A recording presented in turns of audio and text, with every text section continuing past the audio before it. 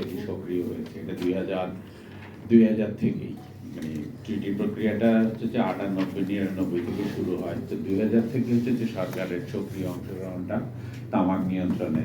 তারপরে হচ্ছে বাংলাদেশে তামাক নিয়ন্ত্রণ আইনটা হয়েছে, এই আইনের বিধি এবং হচ্ছে যে আবার পুনরায় এটা সংশোধন হয়ে বিধি হয়েছে। আমি বলছি যে ধাপে ধাপে কিন্তু যদি আমরা দেখি যে আমাদের এই তামাক নিয়ন্ত্রণ আইন তৈরি থেকে শুরু করে কার্যক্রম আছে, আর সেই কার্যক্রমের অংশ হিসাবে এটাকে দেখভাল করার দায়িত্ব বাংলাদেশ ন্যাশনাল টোবাকো কন্ট্রোল সেলের, সেই সেলটাও আছে। আমি বলবো যে এটা হয়তো পরিপূর্ণভাবে সেলের এখনো কার্যক্রম শুরু করতে পারেনি, কারণ আমাদের সত্যিকার অর্থ হচ্ছে যে আমাদের সীমাবদ্ধতাগুলো আমরা দেখি। কারণ হচ্ছে যে বাংলাদেশে এই যে কোনো কাজের ক্ষেত্রেই হচ্ছে যে প্রায়োরিটি একটা বিষয়। তামাক নিয়ন্ত্রণটা এখনো হচ্ছে এই, যদিও এখানে একটা আইন হয়েছে এবং আইনের প্রয়োগের জন্য টাস্কফোর্স কমিটি থেকে শুরু করে সবাই কাজ করছে, কিন্তু কথাটা হচ্ছে যে কেন যেন হচ্ছে যে এটা মানে প্রায়োরিটির ক্ষেত্রে হচ্ছে যে তামাক নিয়ন্ত্রণটা এখনো হচ্ছে যে সেরকম গুরুত্ব পায়নি। তো তারপরেও হচ্ছে সারা দেশে এই একটা আইন, আমি বলবো যে যেটা বাস্তবায়নের জন্য সরকারি বেসরকারি পর্যায়ে সারা দেশে প্রতিদিনই কোনো না কোনো জায়গায় কাজ হচ্ছে। অন্য কোনো আইনের ক্ষেত্রে কিন্তু এতটা সক্রিয়তা কিন্তু দেখা যায় না। এটা হচ্ছে যে আমাদের সবচেয়ে বড় পাওয়া, যে সাধারণ মানুষও এতে প্রতিনিয়ত কাজ করছে এই আইনটা বাস্তবায়নের ক্ষেত্রে। তো আজকে যে এটা হচ্ছে যে মূলত আমরা এই আইনের প্রায় 20 বছর হয়ে গেল। এই 20 বছরে আমরা বলতে পারবো না যে আমাদের কোনো কিছু হয়নি, কিন্তু যে যতটুকু হতে পারত সেটা হয়তো হয়নি যে মাত্রায়, সেটা নিয়ে আমরা কথা বলতে পারি। কারণ আইনের একটা বড় দিক যেটা হচ্ছে অনেকে বলে যে আইন করে কি লাভ। আসলে আইনের প্রয়োগ, আইনটা দরকার আছে। আইন না হলে আসলে আমরা কোনো কিছুই মানতে চাই না। আইন হচ্ছে যে আমাকে মেনে চলার একটা টুলস।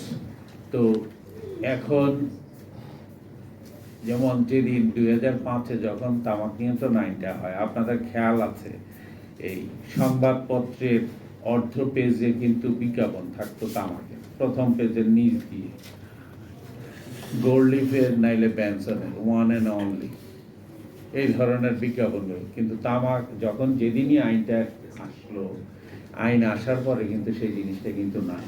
এটা কিন্তু আইনই এই সুরক্ষাটা দিয়েছে। তারপরে বিলবোর্ডগুলো আপনারা দেখতেন, বড় বড় বিলবোর্ড ছিল রাস্তার পাশে শহরে, এগুলো কিন্তু নাই। তো আইন কিন্তু এই জায়গাগুলোকে বাস্তবায়নে, বিশেষ করে হচ্ছে যে এই জায়গাগুলো থেকে আইনের কারণে এই ঘটনাগুলো ঘটেছে। এখন যে জিনিসগুলো হচ্ছে যে আমাদের এই আইনের ক্ষেত্রে যেটা হচ্ছে যে আপনার পাবলিক হেলথে, বিশেষ করে হচ্ছে যে অধূমপায়ের অধিকারটাও কিন্তু এই আইন দিয়েছে। কিভাবে? কারণ হচ্ছে যে আগে বাসে যদি কেউ ধূমপান করতো, অধূমপায়ের কিন্তু অধিকার ছিল না। ধূমপায়ী বলতো যে আপনি প্রাইভেট কারে যান যদি আপনার সমস্যা হয়। কিন্তু আইন হওয়ার পরে কিন্তু এটা টোটালি পাল্টাইছে। কারণ হচ্ছে যে অধূমপায়ী কিন্তু একজন ধূমপায়ীকে বলতে পারে যে আপনি আইনের ব্যত্যয় ঘটাচ্ছেন, আইন ভঙ্গ করছেন আপনি। এই অধিকারটা কিন্তু আইন দিয়েছে আমাকে কথা বলা। আমি হয়তো সবাই মানে না, আমার অনেকের সাথে বচসা হয় বা এরকম কিছু হয়, কিন্তু তারপরেও কিন্তু আমি বলতে পারি। এটাও কিন্তু আইন আমাকে এই সুরক্ষাটুকু দিয়েছে, এই বলার অধিকারটুকু দিয়েছে। তো আমি হচ্ছে যে আজকে যেই প্রতিবেদনটা এখানে উপস্থাপন করা হলো, মূলত হচ্ছে যে আমরা সেই রোডম্যাপের, সেই লক্ষ্যের জায়গায় পৌঁছানোর জন্য আসলে মূলত আমরা কোন জায়গায় আছি, সেই জায়গাটাকে হচ্ছে যে আমরা ক্ষুদ্র পরিসরে নিজেদের সীমাবদ্ধতাগুলো ধরেই আমরা হচ্ছে যে সেই জায়গাটা, সেরকম একটা সিনারিও হচ্ছে যে সবার কাছে তুলে ধরার একটা প্রচেষ্টা। এখানে সীমাবদ্ধতা যেরকম আছে, ত্রুটিও আছে, এটা থাকবে। কিন্তু কথাটা হচ্ছে যে সবকিছু সবার দ্বারা সমান, কিন্তু এটা যে একটা সমস্যা এবং হচ্ছে যে সেই জিনিসটাকে বোঝাটাও একটা বড় বিষয়। আমার তথ্যগত ত্রুটি থাকতে পারে, কিংবা হচ্ছে যে আমার এই কি বলে হচ্ছে যে কাজটা তুলে আনার ক্ষেত্রে ত্রুটি থাকতে পারে, সীমাবদ্ধতা থাকতে পারে, কিন্তু ইন্টেনশনটা হচ্ছে যে মূল। এখানে রিপোর্টের শব্দ ভুল হলো না সংখ্যায় ভুল হলো, সেটার থেকেও বড় জিনিস আমি কেন এই কাজটা করলাম। মূলত হচ্ছে যে 2040-এ আমরা যে লক্ষ্য নিয়ে কাজ করছি, প্রধানমন্ত্রীর যে অঙ্গীকার যে আমাদেরকে জনস্বাস্থ্য সুরক্ষা দেবেন, সেরকম একটা অঙ্গীকার, এবং সেই লক্ষ্যেই হচ্ছে যে এই আইন এবং আইনের বাস্তবায়ন।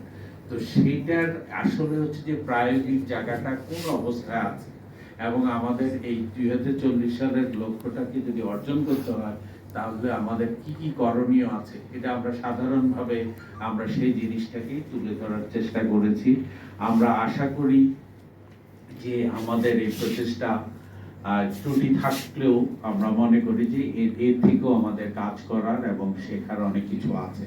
আর একটা জিনিস আমি যেটা বলতে চাচ্ছি, যেটা হচ্ছে যে প্রত্যেকে বলছিল, আমরা যখনই হচ্ছে যে দায়বদ্ধতার যে জায়গাটা, সেখানে হচ্ছে যে আমরা সব সময় যখনই আমরা আমাদেরকে সবাই বলে যে সচেতন, আসলে হচ্ছে যে সচেতনতা বৃদ্ধি এক জিনিস, আর সচেতন হওয়া আরেক জিনিস। তো আমরা নিজেরা কেউ সচেতন হতে চাই না, অন্যকে সচেতন করতে চাই, এটাই হচ্ছে যে আমাদের সমস্যা। তো আমরা যদি নিজেরা সচেতন হই এবং দায় নেই, তাহলে কিন্তু আর কোনো সমস্যা থাকে না। এটা শুধু তামাক নিয়ন্ত্রণের ক্ষেত্রে না, আমাদের জাতীয় পর্যায়ে সর্বক্ষেত্রেই এই জিনিসটা খুবই জরুরি। তো আমার এই একটাই অনুরোধ যে আমরা সচেতন হই এবং আমাদের যেই দায়িত্বটা আছে সেটা পালনে সচেষ্ট হই, তাহলেই হচ্ছে যে বাংলাদেশকে আমরা একটা সুন্দর জায়গায় নিয়ে যেতে পারবো। সবাইকে ধন্যবাদ।